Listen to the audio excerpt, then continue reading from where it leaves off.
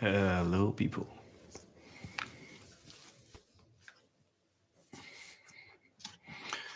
Hello, everyone. It's nice to see you here. What's up, guys? Hey. Um, we'll just give it a few minutes for people to connect and everything.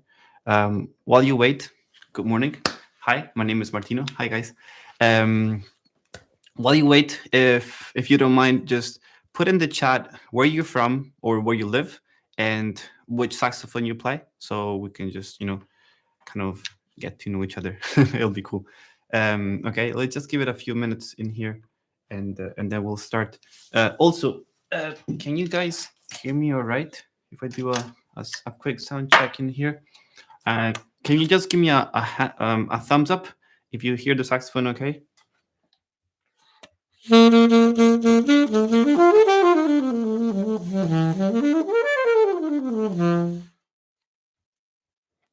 Was that okay?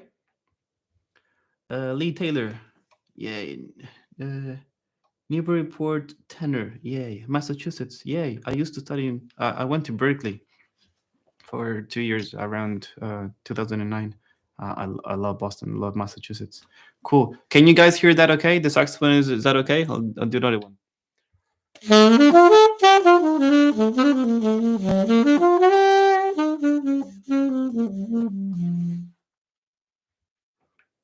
Yeah. If there's no answer, then I guess it's all good. Okay. Cool. Awesome. So what we're gonna do today is we're gonna do a little class. It's gonna be around half an hour, maybe 40 minutes or so. And I wanna concentrate on embouchure and sound. Okay. So how to fix the most common mistakes that people do on embouchure and how these can actually affect the sound. Okay. So I'm going to be taking lots of the material that I'm going to be showing and sharing with you from the Effortless Embouchure 2.0 online course, which is a course, it's a video course where we talk only about embouchure and sound. That's all, okay? And this is actually opening up again tomorrow, okay? So if you want to know more, there's a link here below in the description in which you can just register your name for the waiting list and you'll be just notified to know more about the opening and the details. Okay, so I'm going to be going through 6 main topics in here. Actually, let me show you here. Boom. Can you see this? Okay. Okay. So I want to touch on these points here together. Okay, all these ones here, because they're kind of the most common things that happen among students. Okay, and then I'm gonna leave a little bit of time at the end, maybe like 10 minutes or so. We'll see. Okay, depending on how many questions we have, for you guys to ask me anything that you want about, embouchure and sound. Sound okay? Okay, give me a thumbs up if it sounds okay. And that's cool. Okay, so the first question that I have, so I think we can just get started. Um, the first thing that I want you to think about is how to relax the embouchure mind so tense. Okay, so it's a very, very common thing that happens with everyone. How to relax the embouchure. You want to know something. You want to know that when you play the saxophone, you actually need to do less than what you think. Okay, people go like, oh yeah, you play the saxophone, you need lots of air.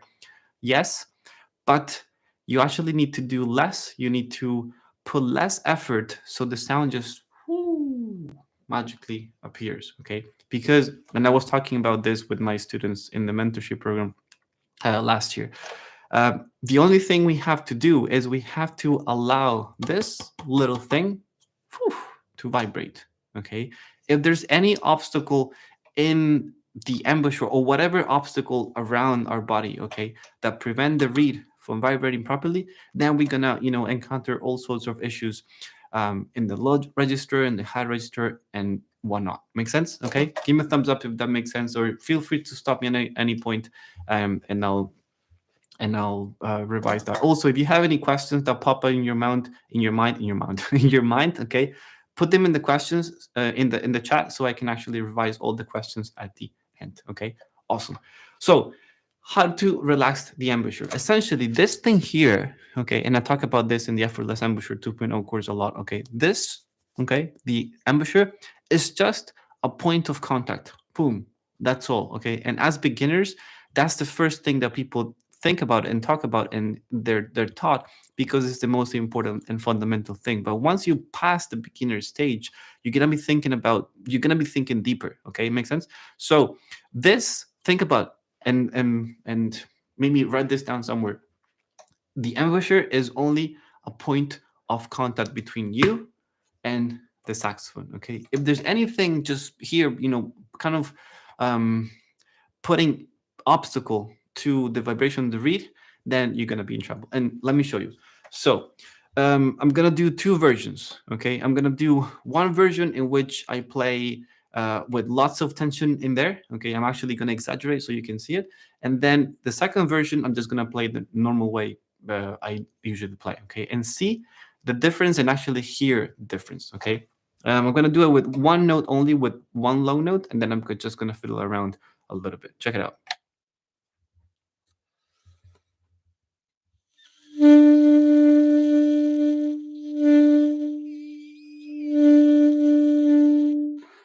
That was version one. Now this is version two.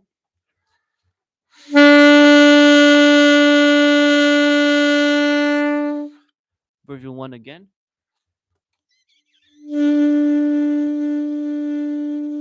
Version two.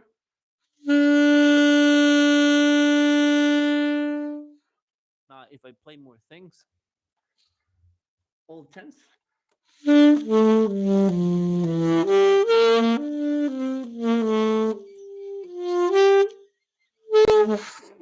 Nothing.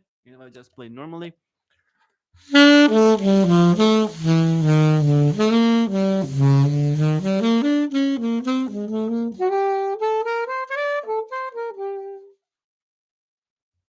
Can you guys see it?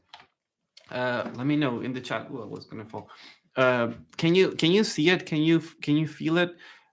So the first version, I was trying to squeeze. I was trying to tense here as much as possible so you can actually see it. All right, it was like that. Okay, and as a result, there was basically a pretty shit result because their sound wasn't coming out.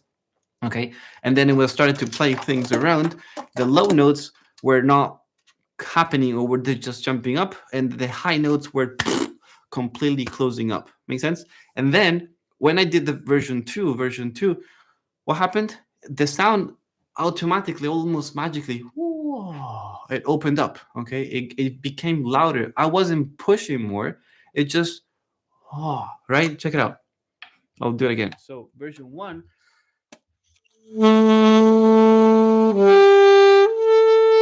Version two.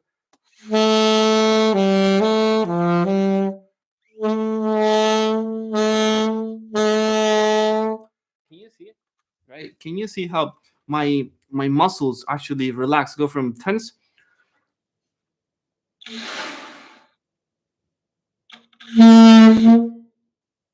like this, right?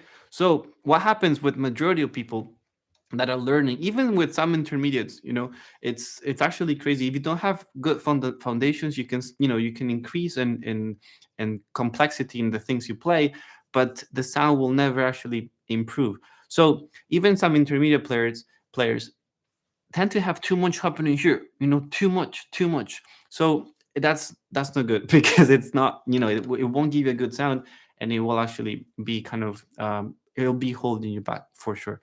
So how do you fix this? So there's a thing that I call the ocean sound, and people who know me and who've been following me, you guys might be familiar with the ocean sound thing. Okay, so it's a way to kind of reset. It's like a reset button, like this. Okay, that allows the whole body, facial muscles, shoulders, body to just completely chill. And I'm talking about this. Check it out. I'm talking about doing this. That's it. Easy. Okay. When you check your breath and you go like, oh my god, I just ate onions. Let me see if I'm actually stink. Kind of thing. So when you do, try to do on your hands. Right. When you do it, you have hot air going into your hands. okay? And the air is not projecting, it's not traveling forward, but it's more like a liquid, it's more like oil or water expanding to the sides, okay? So see, it's also very slow. If you imagine having a candle here, okay, really, really close to your lips, that's all you need. You don't have to go or anything. It's very minimal effort that you have to do. If you do this, the body will kind of understand how to stay relaxed, how to be relaxed, and this will really help you with the embouchure and with the sound. Make sense? So you could do this with the whole saxophone, also just with the neck. So see, I don't really care about playing a note yet. Okay, I'm before that. You know, I'm preparing the note from a really good state, from a really relaxed state. Make sense? So can you hear it?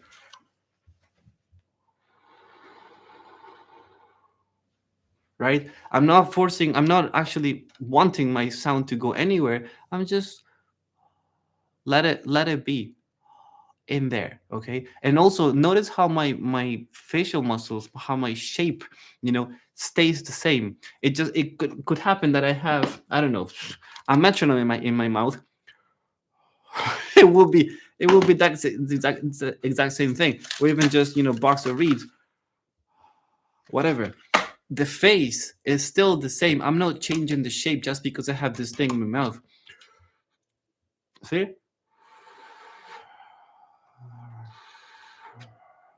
aim for that, okay? If there's anything you want to take away from this little life, this little class that we're doing, aim for that, okay? Do lots of ocean sound without and with the saxophone, okay? And when I talk about the saxophone, I just mean about kind of open C sharp. There's no need to press anything, okay? It's just for you to become more aware of the relaxation rather than just the pushing. Make sense? Okay. Guys, give me a thumbs up or smiley face or something, so I actually know that I'm talking to someone. I know there's a few people here connected, so which is cool. Thank you guys for coming. That's amazing. Makes sense? Any questions? Because if you do this right from the very beginning, okay, then you can be spending time on scales and pieces and songs and improv later on and whatnot, and you will have the foundation there happening, okay, supporting you. If you don't have the foundation, and this is, we're talking about the foundations, the very basics, okay, then even if you become an advanced player, then you're still gonna have some troubles in there. Make sense? So I really want you to get it right from the very beginning, okay? Adam, hey, nice. Thanks, man, for the smiley face. That's cool. Okay, makes sense. So that's the first point that we have. Okay, now there's another thing that I want to show you, and is this. So let's say that this is that's done. My iPad just went. Here it is. Okay, so that's done. Now, how to get a bigger sound without sounding like a duck. Okay, you know, fancy phrase, but essentially how to get a bigger sound. Okay, now even if you just Kawame, how are you, man? Cool. Thank you for being here. Now, how to get a bigger sound without sounding like a duck? Okay, so how to get a bigger sound? We touched on it by being relaxed with the ocean sound. Okay, because if you have too much tension like this, then the sound is just gonna be squeezed like this, and it's not gonna be able to come out, right?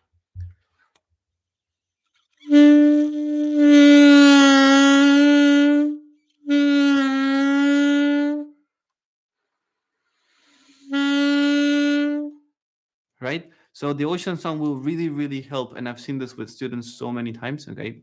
Do that a lot. And remember, I'm taking all these pieces of information from my course called Effortless Embouchure 2.0, which is an online course which is reopening tomorrow for only 3 days. So if you want to know more about that, there's a link here below in the description where you can join the waiting list, and then you'll be notified by email about all the details and when actually reopens, the exact time, and more. Make sense? So I can actually show you here. So if you go to this link here, which you also find in the description below, it's music.londonsaxophone school.com/early bird. Okay, you'll be able to just put your email and join the waiting list. Okay, so what was I saying? Yeah, the ocean sound will help you to get a bigger sound, and then without sounding like a duck. Okay, the duck part, okay, is because the sound starts to become a little bit harsh. Okay, when the sound is harsh, that is, um,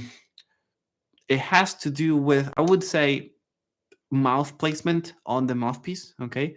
Hello from Chile. Hey, Edison. Hey, nice to see you, man. Nice. Hola, Edison. Okay, so if your sound is harsh or around, um, you're not able to control the sound. Essentially, if your sound is like this,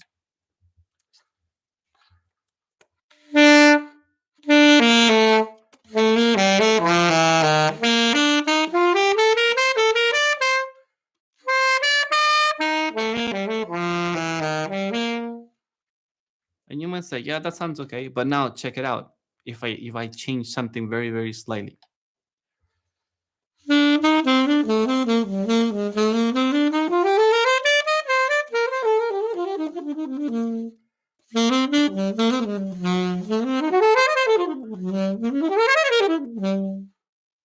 compared to the other one,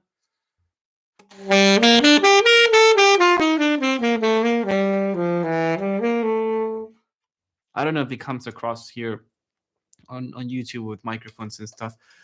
Can you guys tell? Let me know in the chat if you can tell if you are not able to hear any difference whatsoever, or kind of. Okay, so what's happening is that the first sound is more, it's more harsh. I call it more metallic-ish because I have too much mouthpiece in my mouth, essentially. How I have this much, right? I have this much. As soon as you start having too much mouthpiece in your mouth, what happens is that the sound gets kind of out of control. It starts to become all harsh and metallic, and that's where you have more risk, more chances of sounding like a duck, or just sounding off and sounding out of tune, and then whatnot. Make sense? Okay. So what you want to do is you want to know exactly where to put your mouth, so the sound goes from being metallic and harsh and like a duck to being nice and smooth and actually like a saxophone, right? So uh, too much. Oh. See, see how much I have. Look.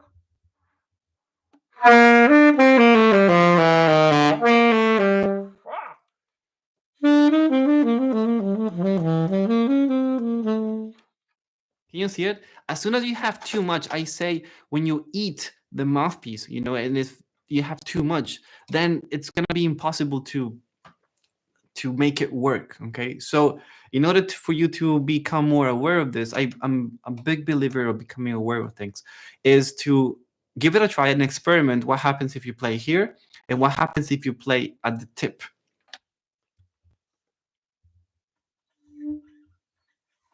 Right, if you play the tip, we have no sound, obviously. Okay, so here we have no sound, here we have a pretty shit sound. Okay, once you know this, and once your brain actually understands what the hell is happening at the extremes, then finding the sweet spot is going to be much better.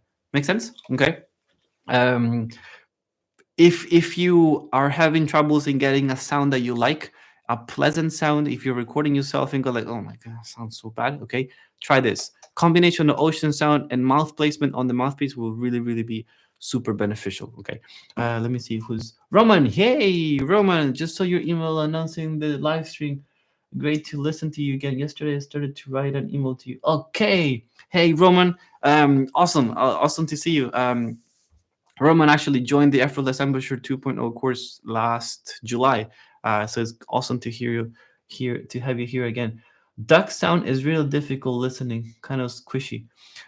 Yeah. So essentially, as soon as you passed, check it out. If I have a piece of paper, okay, okay. So like like this, right? So there's a place in which the reed and the mouthpiece will actually start to be in contact to each other with each other. Okay, that is roughly a good indication of where the mouth should be. Okay, but I wouldn't like you to judge the mouth placement by that, but I want you to judge it by how it sounds and how it feels. Okay, so I think I think I've seen this with students a lot. If you try on the tip first, and then you try on the whole thing, and then you go in between, that's gonna be a very very good exercise for you to actually judge exactly where it sounds the best. Make sense? Okay. Um, so that's my recommendation in order for you to sound a little bit smoother. Make sense? Any questions, guys, so far? What time is it? Yeah, we've got lots of time. Okay. Cool. So I would say that's probably all for duck to fix the duck sound, um, because nobody wants to fix that. I mean, nobody wants to sound like a duck, obviously.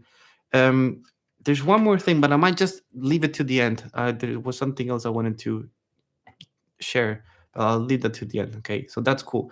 Now, I have best methods to practice sound, and we can spend hours and hours and hours on this, because it's a very vast, very vast topic. Actually, how to avoid squeaking. In here, we kind of touched on it already, but I'm gonna say something else. Let me say, sorry for the mess. Let me say something else about this right now, about squeaking, just because we were talking about the duck sound and all that thing. Okay, so squeaking can be related to the mouth placement on the mouthpiece, obviously. So if you have too much mouthpiece, that's gonna be a problem, because it's gonna be very hard for you to control the sound, as we've seen. Can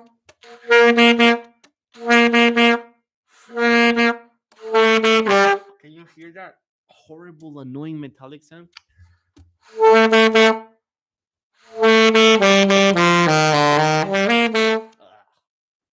Horrible. Okay. Uh, Guys, feel free to put in the chat where you're from and which saxophone you play. It'll be really nice to see that. So, but there could be another reason why you squeak. Okay, not only the mouth placement, but also um, it's about the bottom lip and the teeth.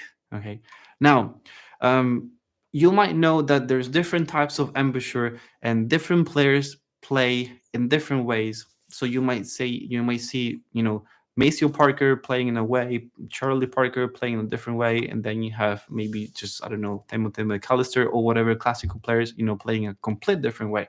So different type of embouchures give you different types of sound. Okay, but once you are an advanced, really advanced and professional player, then you can do whatever you want, because you know what you're doing and you can change things around. Okay, for the early stages, okay, you want to be smart and make things easy for yourself. Okay, you don't want to complicate your life, just because that guy played like that. Okay, so essentially, this is what I'm going for. I have a point. Um, I say that the bottom teeth and the reed are they hate each other. Okay, they're really bad enemies. Okay, they go like, oh my god, I hate you. Oh no, I hate you. Oh, okay, they completely hate each other because of this. Check it out. If I have no lip whatsoever and I play with my teeth on the reed,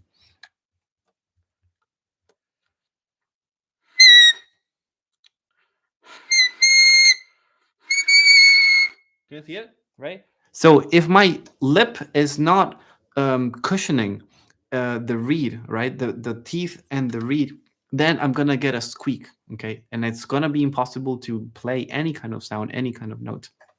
Make sense? Okay. So the reason why we put the lip is actually to protect this and to allow to allow the reed to vibrate. But if we don't have enough lip covering, slightly covering the teeth, then those are, you're gonna have more chances of squeaking. Actually, no, like properly squeaking. Okay, so you want to be sure that there's enough lip covering the teeth. And I know lots of players don't like this because they're like, oh, you're not supposed to cover your lip with your teeth with your lip. But I don't know what they're thinking. But because you're not doing this physically, you're not doing this, because that will be completely stupid and useless. Okay, if you do this, you're adding extra flesh, and the reed won't be able to vibrate. Make sense? Like this doesn't make sense. So the amount of lip that you have covering your teeth is very minimal. It's just for that beautiful reed to actually vibrate. Okay, so you can think about the letter V. V, v, v, v, v, v, v, v, v. See, when I said the letter V, v, v, v, I have my lip curling in very slightly, v, v, v, v, v, and that's how you want.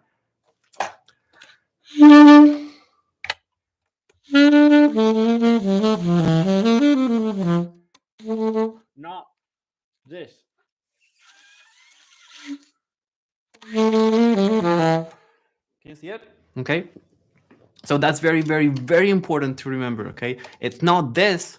When people say covering your teeth with your bottom lip, it's not this. It's just this. Enough. Okay, enough to cover your teeth so there's no squeaking happening. Okay, later on you'll be able to play with your lip out or do fancy things or whatever. Okay, but the idea is always the same. The idea is that the lip helps the reed to vibrate. Okay, make sense? Any questions, guys, so far or anything?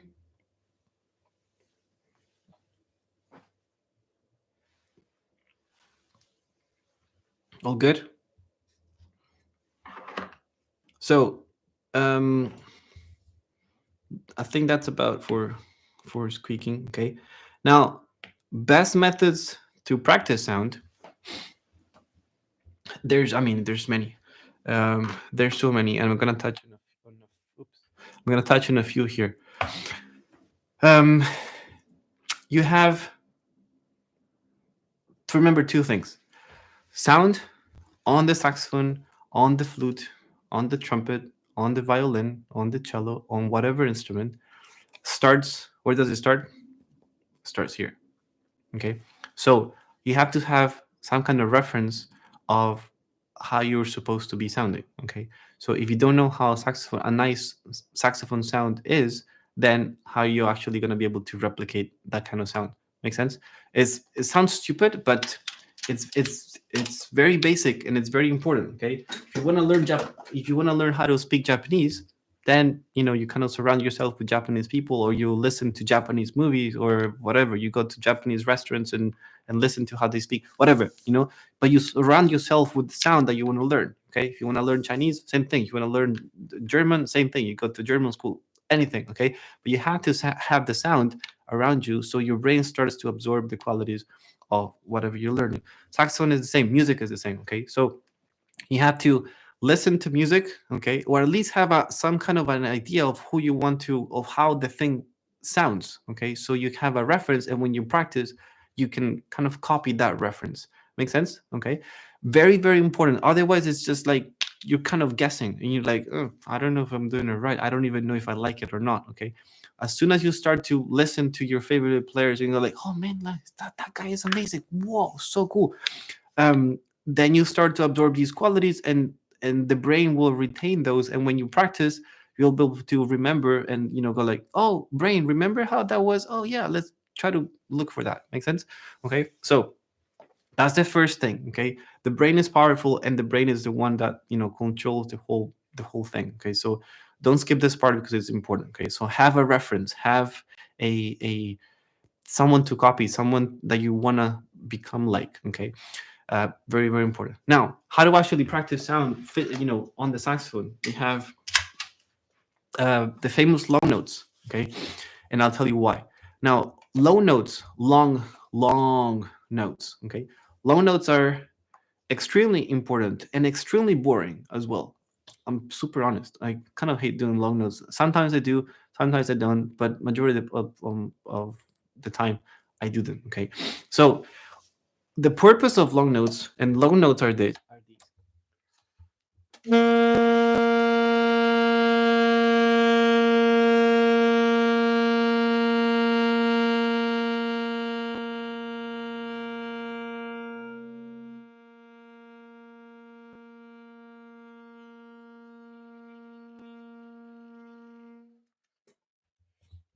That's a long note. Okay, the purpose of doing low notes, it's not just to stay there and go like, oh, I have to do my low notes because Martino said so, or because everyone is saying so. No, it's because you actually actively doing something to your sound and to your thinking. That's why having the reference before was very, very important. So when you're playing your low note, firstly, don't do this. Done.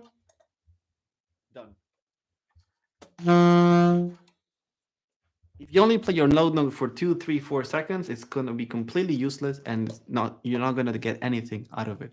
So when you play your low note, you wanna play them as long as physically possible. Okay, so you play them for as long as you can. You have to. If you notice, before I was becoming all red, and that is because my body is actually pushing lots of air, and it becomes like a workout. You're gonna feel your abs a little bit here as well, your core. So super low notes. And if your low note is 10 seconds or 15 seconds or 30 seconds or whatever that is, it doesn't matter. It will improve over time. But you have to give everything you have, okay? Don't collapse at the first signal of your body telling you, hey, look, I need to breathe. I need to breathe. Please, please. No, no, you just keep pushing, pushing, pushing, pushing, pushing until you literally have no air left. First thing, okay, super important. Write this down, okay? Because it's otherwise it's completely pointless. Okay. Now, second thing about low notes is don't complicate your life. Make your life very easy, and don't go down here. Don't go up here. Stay in the middle. G A B C. We all like these notes, from Sonny Rollins to whoever. This is the heart of the instrument.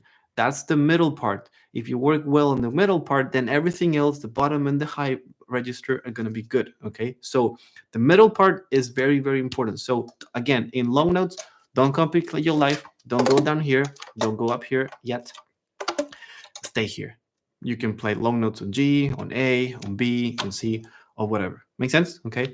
Give me a thumbs up or yes or smiley face or whatever. Okay. Just to see how everything is going here. Make sense? Okay.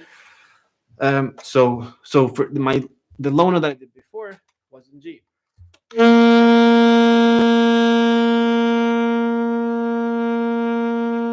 Okay. But when you actually playing the low note, you have to actively think about what the hell you're doing. Okay. So you don't want to be playing the low note and go like, oh man, I'm so tired today.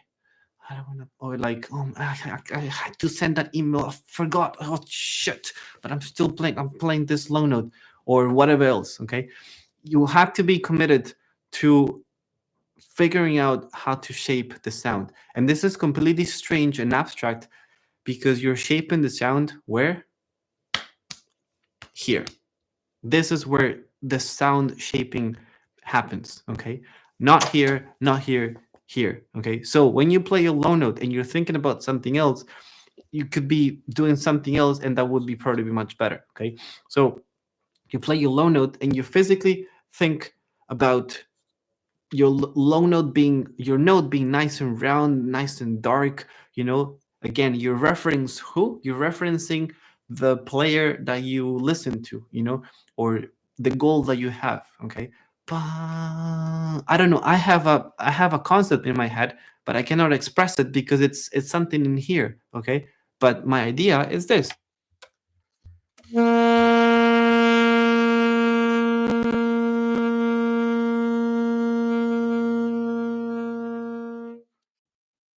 Okay, I know this sounds really crazy and weird. The way to approach it, very, very, in a very tangible way, is to aim for a very steady note. Boo. Don't make it move. completely steady, avoid any kind of waving. Okay, that could be a good indication. I mean, that it is a good indication if the note is working or not. Okay, so if your note is like this,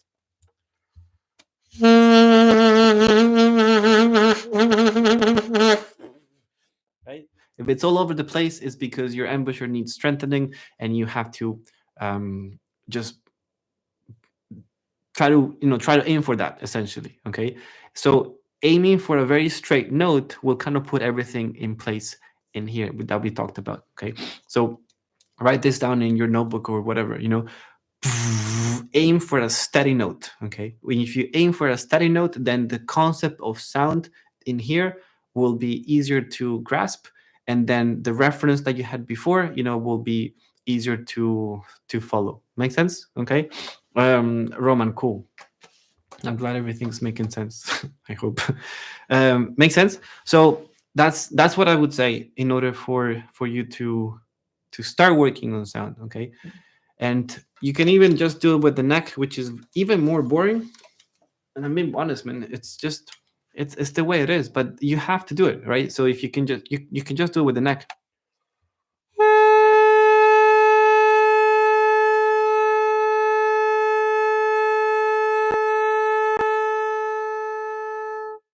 See, it's all nice and steady. Okay, so that should be your main goal when you do low notes. Two goals: super, super, super long and steady. Think about those things. Two things. Okay. So next time you practice today or tomorrow, depending where you are in the world. Okay. Two things: very, very long as possible until you have no air left whatsoever.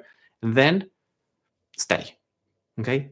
And third thing, stay in the middle. Don't go down. Don't go up. Stay in the middle because that's going to be a very useful workout. Okay, cool. I have a few more things, and then we can maybe move on um, into questions if you guys have any. Okay, so maybe prepare your questions. It'll be nice to answer some questions here. We have Roman. We have Truk. I think I hope I'm saying that right.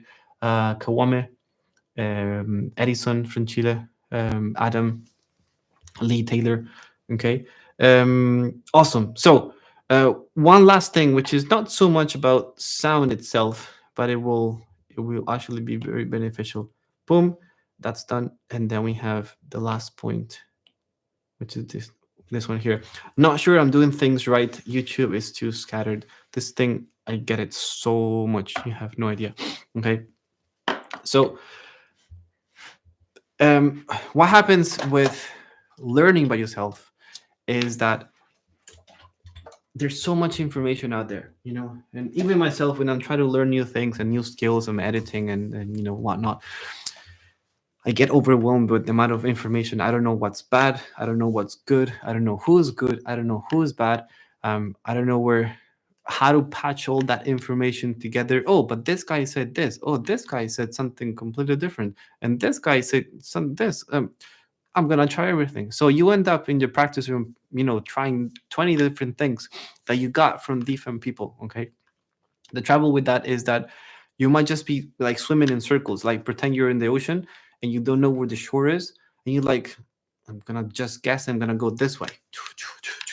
And you swim and swim for hours and go like, oh, there's no shore. Oh, okay, I'm gonna go this way. Oh, there's no shore. Make sense? So if you're swimming in circles, you just tiring yourself and there's no shore. But as soon as a coach comes or someone who knows where the shore is and tells you, hey, look, come with me and I'll show you where the shore is, then they'll tell you, hey, swim this way, and then eventually the shore will appear. Okay, because actually they took you with them. Makes sense. So YouTube is great to get the foundation. Sorry, to get the basics down. For just to get a general idea, but then you need something else. Okay, you need something to kind of guide you along, and that is why the Effortless Embouchure 2.0 course is there, and that is why I created that. And that is only about embouchure and sound. That's why it's called Effortless Embouchure, because once you get the embouchure to be effortless and you don't think about about the embouchure anymore, you're going to go deeper into your sound, into your playing technique, into your musicality and phrasing and whatnot. Make sense? So if you at this stage, okay, we are putting the foundations down. Okay, if you don't, and or if you never put the foundations down, then you're always going to be frustrated with something. Okay, with your sound, with your technique, and I don't want that to happen to you, essentially. Okay, so the Effortless Embouchure course is very, very to the point. Okay, it's a collection of videos, but they're very to the point, very short, and they tell you exactly what to do. And even if you do a few concepts from the course, it will just be amazing. So everything that we talked about so far is a few concepts that I've taken from the course, and it's things that I teach on a daily basis. Okay, and I know these things work because I've seen it with students all the time. Okay, so if you are really struggling with your embouchure and you have these problems or maybe other problems, maybe palm keys are just kind of shit, not working, low notes and stuff, the course might be really, really good for you. So there's a link here below in the description. Just go to this link here. It's called music.londonsaxophoneschool.com/early bird, and you'll just be able to register for the waiting list, and you'll get more details on email about the reopening, which will be happening tomorrow at some point during the day, and it will be only open for 3 days, and then I'll close registration for this term. Okay. I think for in terms of sound and I'm sure that was probably what I wanted to do for this class, for this live. Okay, I'll be super happy to take questions, or if you guys want to share something, or if you have any doubts or specific things that are happening to you, put them in the chat, and I'll be we can stay for 10 minutes or 15, whatever, depending on how many questions we have. Sorry. I'll be happy to help you guys out. I'll give you a few minutes to think about it.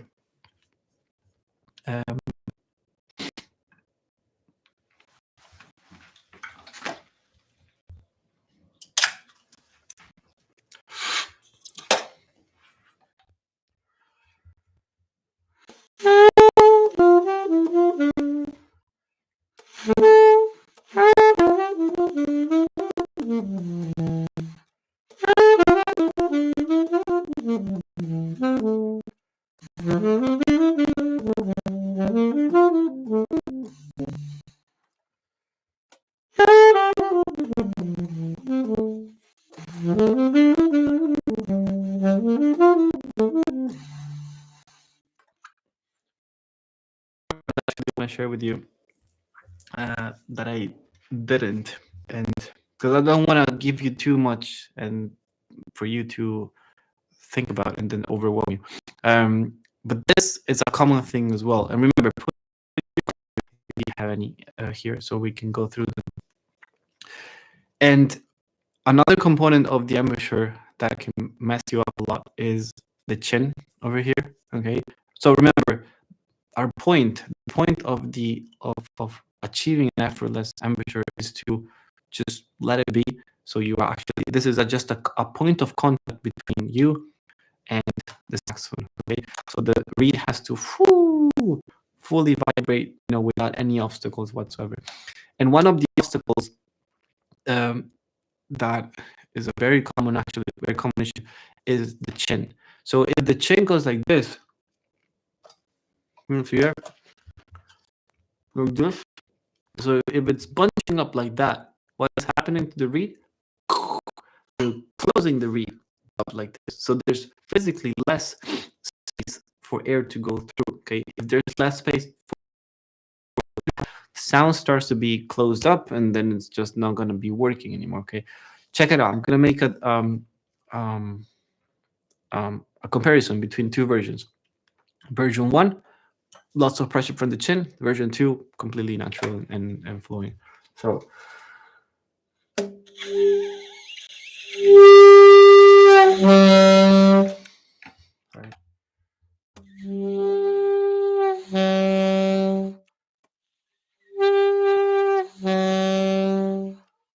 see, so that was a low E here on the alto. Okay, as soon as I have this bunching up like this, my low note, what happens? it shoots up, right? There. But as soon as I relax and put this thing down,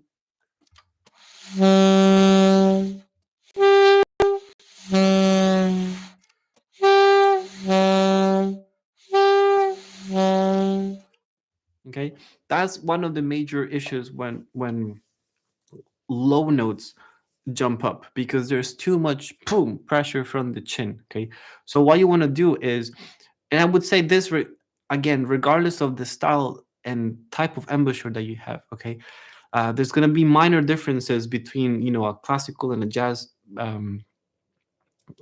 classical and jazz, let's say, classical, non-classical embouchure. In the classical world, everything is a bit more firm. It's more like this, right? In the jazz world, everything is a bit more relaxed. Okay, but the point it's basically the same thing. You don't want this to interfere with the vibration of the reed. Make sense? Okay, so what you want to do is you want to be able to control the chin and be able to go like this. So you can bite your lip like that and go up and down. It can be a little funky and weird to do. James Taylor, yay, JT, nice. He's an amazing drummer, friend of mine. Okay, so that's one thing. You can practice this anywhere. The other thing to do is you can play just a simple low note, long note, and then with the other finger you just gently pull this down until things will start to relax a bit more.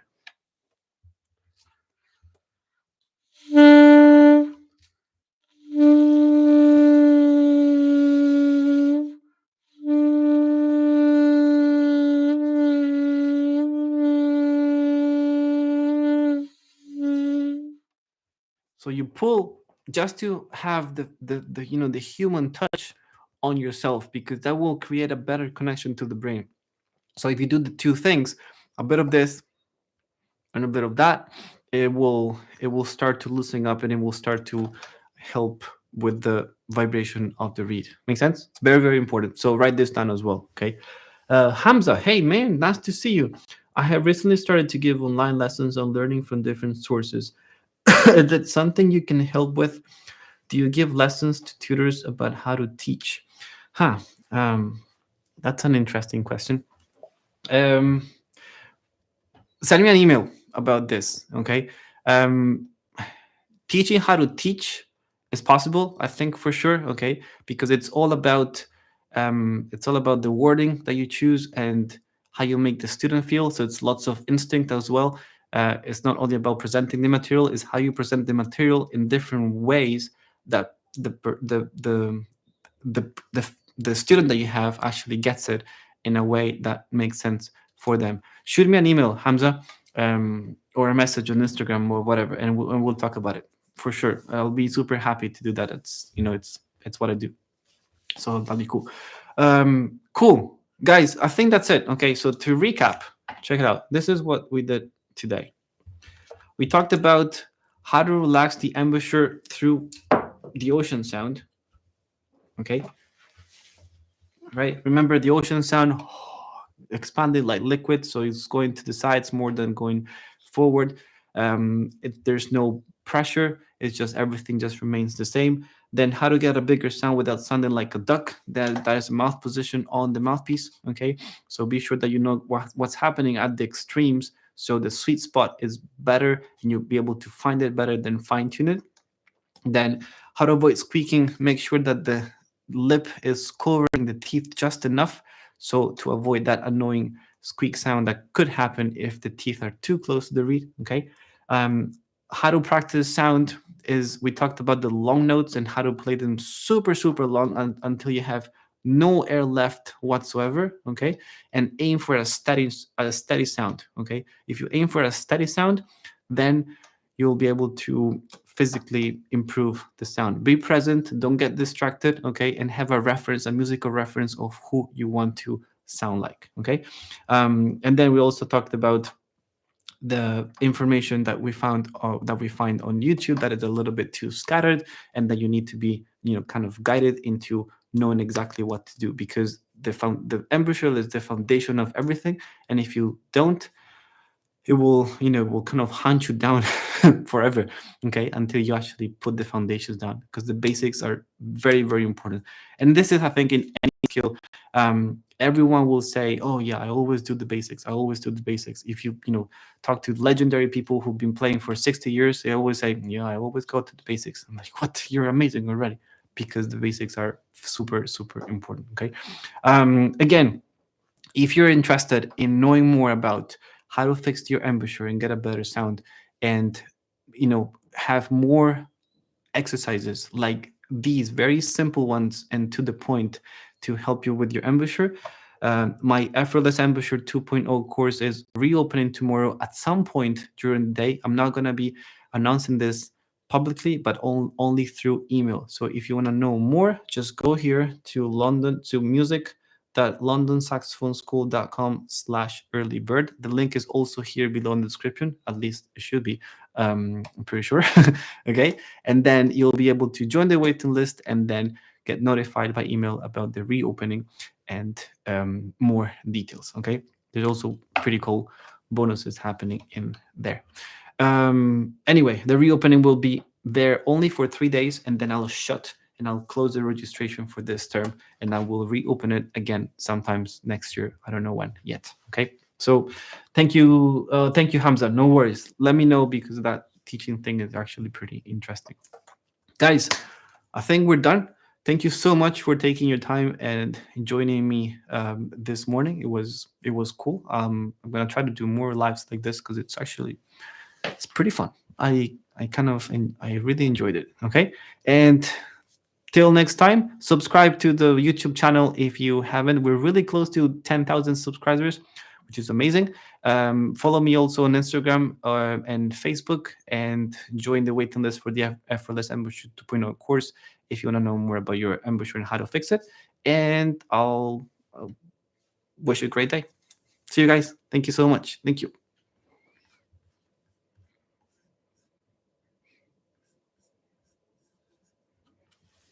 Yo.